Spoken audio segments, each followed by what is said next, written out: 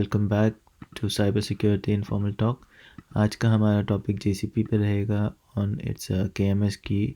इसके बारे में हम जानेंगे कि केएमएस कीज़ कितने टाइप की होती हैं, उसके क्या क्या यूज़ केसेस हैं, केएमएस की के अंदर क्या क्या होता है, जैसे कीरिंग की वर्जनिंग, कौन कौन सी बेस्ट प्रैक्टिसेस हैं जिसके थ्रू हमें केएमएस की जीसीपी एनवायरनमेंट में यूज़ करके अपना एनवायरनमेंट हम सेव कर सकते हैं। सो मैं क्षितिज महाजन आपका एक बार फिर से इस चैनल में वेलकम करता हूँ। Without wasting any time let's get start.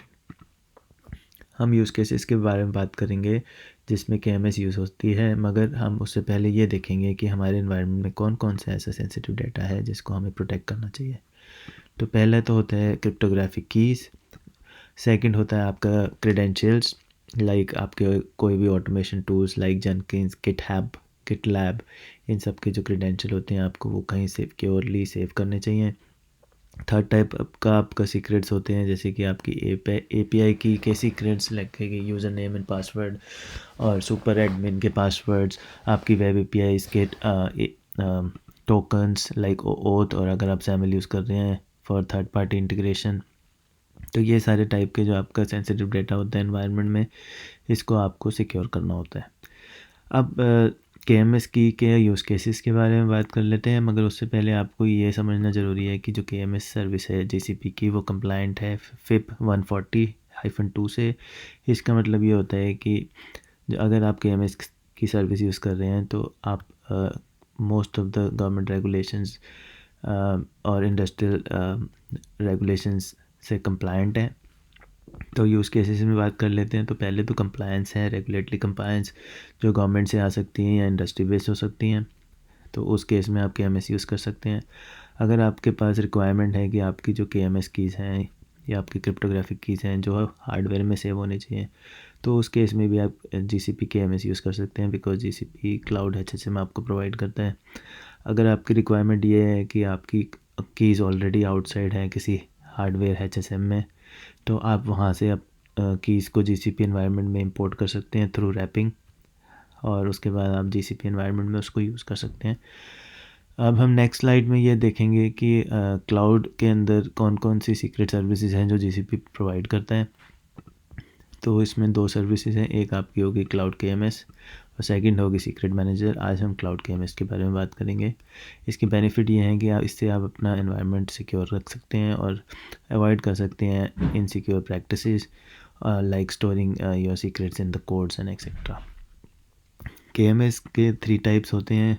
Google का अपना गूगल मैनेज्ड केएमएस, एक होता है आपका सीमैक जो होता है कस्टमर मैनेज्ड इंक्रिप्शन कीज़, और थर्ड होता है आपका सीसैक जो होता है कस्टमर सप्लाइड इंक्रिप्शन कीज़। इसके बारे में मोर डिटेल्स वीडियो हम बाद में बनाएंगे, मगर आज का टॉपिक मेनली केएमएस के ओवरव्यू और उसके रिसोर्सेज और उसके एनवायरनमेंट के बारे में है। तो केएमएस के ओवरव्यू के बारे में बात करें तो केएमएस 3 टाइप्स की हो सकती हैं, जैसे कि सॉफ्टवेयर बेस्ड हो सकती है, हार्डवेयर बेस्ड हो सकती है और एक्सटर्नल सिस्टम बेस्ड हो सकती है। कौन कौन से एसेट्स इसको सिक्योर करते हैं, तो आप इसके थ्रू आप बिगक्वेरी को सिक्योर कर सकते हैं, अपने डाटा है तो उसको इनक्रिप्ट कर सकते हैं, अपनी बकेट्स को इनक्रिप्ट कर सकते हैं, और उनकी डिस्क जो आपकी वीएम से अटैच्ड है वो भी आप इनक्रिप्ट कर सकते हैं। राइट साइड में मैंने आपको दिखाया है कि अगर आपके पास केएमएस सर्विस है तो आप ये सॉफ्टवेयर मैनेज्ड के सर्विस भी यूज़ कर सकते हैं जीसीपी की, और हार्डवेयर मैनेज सर्विस भी कर सकते हैं जैसे कि क्लाउड एचएसएम। और अगर आपके पास ऑलरेडी कीज़ अपने हार्डवेयर एचएसएम में है तो आप उसको इंपोर्ट भी कर सकते हो जीसीपी में और यूज़ कर सकते हो।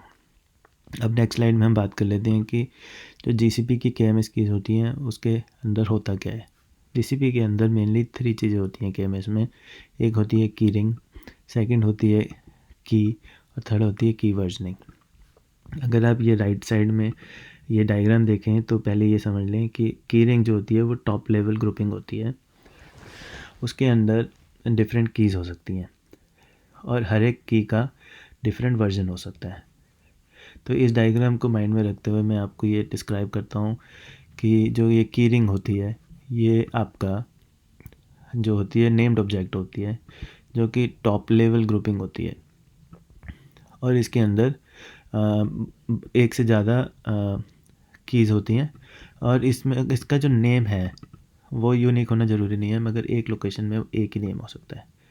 तो ABC अगर आपने की का नाम रखा है की रिंग का, तो अगर वो आपने एक लोकेशन में ABC नाम रखा है तो आप सेम लोकेशन में फिर से ABC नाम नहीं रख सकते।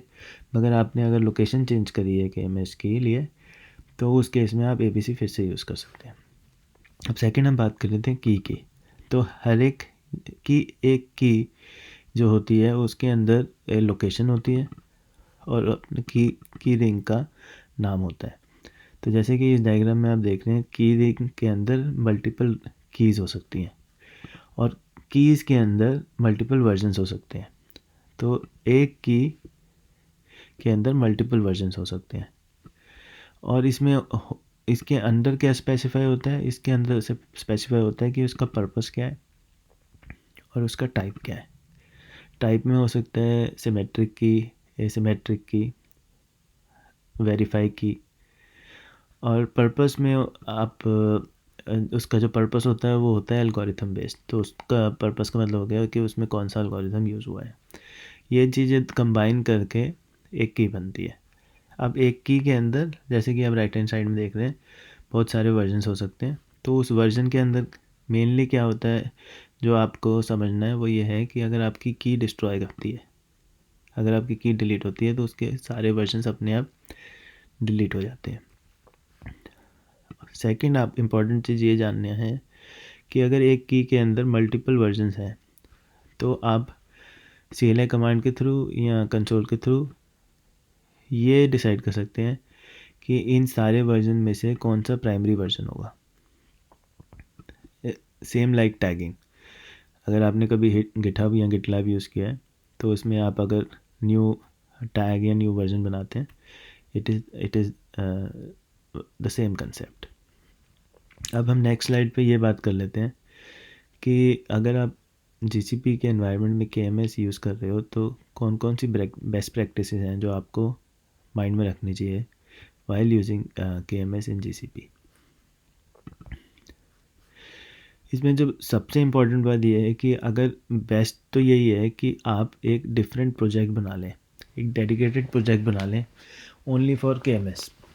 इससे क्या होगा, आपको एक सेपरेशन ऑफ ड्यूटी मिलेगी कि आप उस प्रोजेक्ट को प्रॉपरली मैनेज कर सकते हैं। आप उसमें मिनिमम परमिशंस यूज़र्स को दे सकते हैं। और अगर आप इसका डेडिकेटेड प्रोजेक्ट बनाएंगे तो इससे ये पॉसिबिलिटी होती है कि जो क्रिएशन और डिलीशन का पार्ट है वो आप सेपरेट रख सकते हैं, जो आपकी फॉर एग्जांपल सेकऑप्स या क्लाउड सेक टीम मैनेज करे।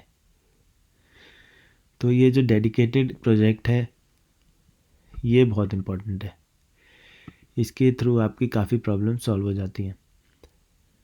अगर आप लाइक सर्विस प्रोजेक्ट, एक होस्ट प्रोजेक्ट और सर्विस प्रोजेक्ट कंसेप्ट होता है GCP में, उसके बारे में हम नेक्स्ट वीडियोस बनाएंगे।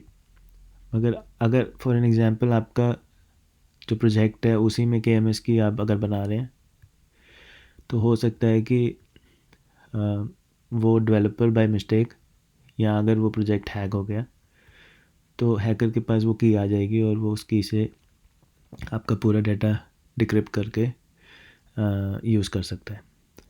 मगर आपकी अगर की किसी डिफरेंट प्रोजेक्ट में तो ये आपको एक एक्स्ट्रा लेयर ऑफ सिक्योरिटी देती है और आपको KMS मैनेज करने में हेल्प करती है।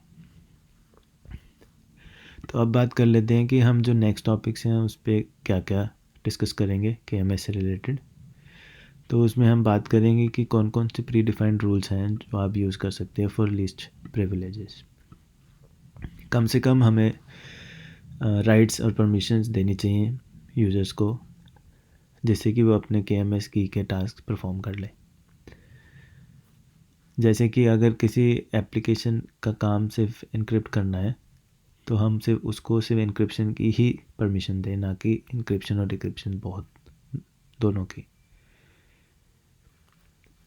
हम ये देखेंगे कि KMS में कौन कौन से स्टेट्स होते हैं, एक्टिव, डीएक्टिव और अदर्स। हम ये देखेंगे कि KMS के अंदर कौन कौन से लेवल का प्रोटेक्शन होता है और हम ये देखेंगे कि KMS के अंदर हम कौन कौन से एल्गोरिथम्स यूज़ कर सकते हैं नेक्स्ट वीडियो में। तो आज के लिए बस इतना ही, और अगर आपने ये वीडियो लाइक नहीं किया तो प्लीज़ इसे लाइक करिए। अगर आपने मेरा चैनल सब्सक्राइब नहीं किया तो प्लीज़ सब्सक्राइब करिए। So thank you very much friends, have a nice day.